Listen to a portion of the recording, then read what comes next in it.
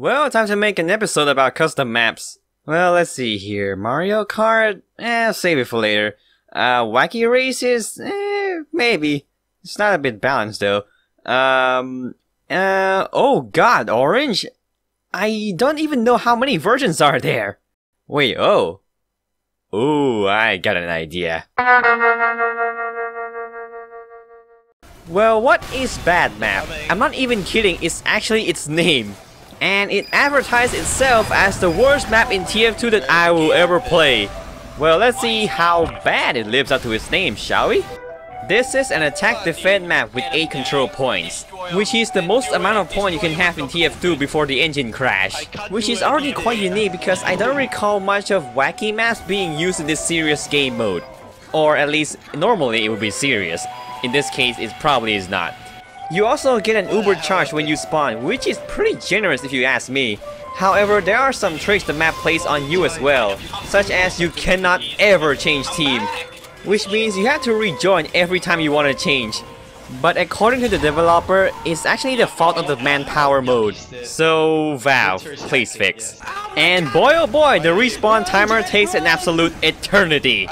We turn it off after like 5 minutes into the map. Well, at least the Halloween mode is on. The first point is the Spire from Badlands. The blue team spawn is okay, but if you spawn down in the water, it really sucks because you cannot go up. And also check the water for pyro sharks.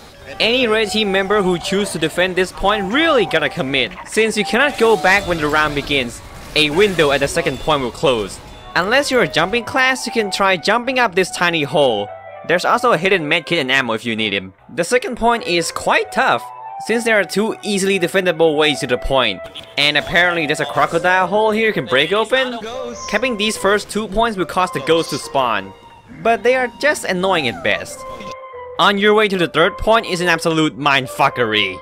There are bits of different maps coupled up together in a single place, like High Tower's Tower, 2-floor corridor, upwards building, and many more. There's also a room with a man power-up and a rare spell, but I'm not sure how you can get it. And if you get a tiny spell, you can get into this hole and get some crits. Also, during this time, the horsemen will spawn and they will relentlessly hunt you down. And it stacks, which means there can be more than one of them alive at once. Good times! The fourth point is extremely tricky to find if you don't look around. And let me sidetrack for a bit. One point of this map's unironic charm is the sheer amount of things you can discover when you take your time to look around. So if you remember that this door was locked earlier in the map, now it's open. And this one too at the bottom of High Tower. And this leads you to a very scaled down version of Orange. Yeah, it's Orange. What kind of balance do you expect? If the time goes on, the area will get flooded and you will slowly drown. The blue team also cannot capture the point at this time too. And when you actually cap it, everyone inside Orange will die. I'm not really sure if this is a trigger or a bug or a feature, I don't really know. Bonus ducks! The fifth point is up in a tower with a narrow path going up, and there's crocodiles in the water. But thankfully there's a lot of ways around it, including this path hidden by a fake door. And also make sure to activate the dispenser, shoot down this wall, and pay respect to Rick May. From time to time, the fire will shoot out and burn everyone around instantly. Not to mention the fucking banana peels. Point 6 and 7 are in one area, and it takes a while for the blue team to arrive. And anyone familiar with Turbine knows how good a sentry can cover the whole map. Or in this case, a single area. Wait, another fake wall? Am I playing Doom? There are lots of random events on this point, such as the ghost spawning, the lasers getting activated, or a horde of skeletons along with their kings. And if it goes on for even longer, a lot of indestructible sentries will appear and start shooting everyone.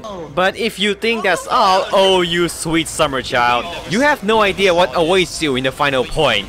Gate tunnel, absolutely screw geometry, manpower power-ups, flaming blocks, invisible platform, monoculus, and The wheel spins! Everything here is such a good send-off to Badmap, and goddamn it was fun fighting on this point.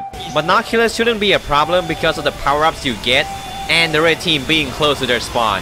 Overall, I really unironically like this map. The sheer amount of detail in this map is phenomenal. And I like how each point serves as a build-up to the craziness the map has, and this makes it really fun to explore and see what awaits you in the next point. Badmap is such a fine quality shitpost indeed. And that was it for this episode. And for the next one, we'll see if the Saxton Hill maps can be played in arena mode. I will see you next time.